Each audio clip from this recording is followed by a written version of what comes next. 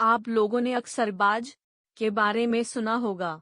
बाज एक ऐसा पक्षी है जो अपनी नज़र व हौसले के लिए जगत प्रसिद्ध है, लेकिन अगर उसकी जिंदगी को देखा जाए तो उसके जीवन में भी एक ऐसा पड़ाव आता है जब उसे अपने जीवन को जीने के लिए कई कठोर फैसले लेने पड़ते हैं। बाज की उम्र 70 साल की होती है, लेकिन जिंदगी के इस मुकाम को तय करने के लिए उसे एक मुश्किल फैसला लेना पड़ता है। इसके पंजे 40 वर्ष तक सही ढंग से काम करते हैं। 40 साल के बाद ये पंजे मुड़ने के कारण कमजोर हो जाते हैं और शिकार नहीं पकड़ पाते। इसकी लंबी और तीखी चोंच भी आगे से मुड़ जाती है। पंख मोटे हो जाने से भारी हो जाते हैं और उसकी छाती से चिपक जाते हैं।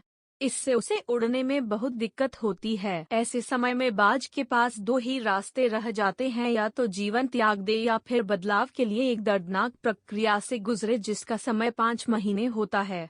फिर नया जीवन प्राप्त करने के लिए बाज उड़कर एक ऊंची चट्टान पर जाता है और वहां घोंसला बनाकर वहां रहना शुरू कर देता है। बदलाव की प्रक्रिया के अंतर्गत बाज चट्टान में अपनी चोंच मार मार कर दर्द की परवाह न करते हुए तोड़ देता है। उसके बाद अपने पंजों को तोड़ता है। अंत में अपने भारी हो चुके पंखों को भी नोचकर फेंक देता है।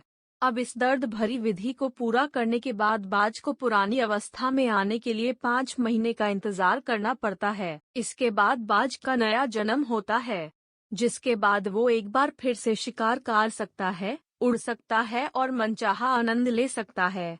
आगे के 30 साल उसे इन कष्टों के बाद ही मिलता है। इसी तरह एक सफल इंसान भी एक बदलाव से ही आगे बढ़ता है।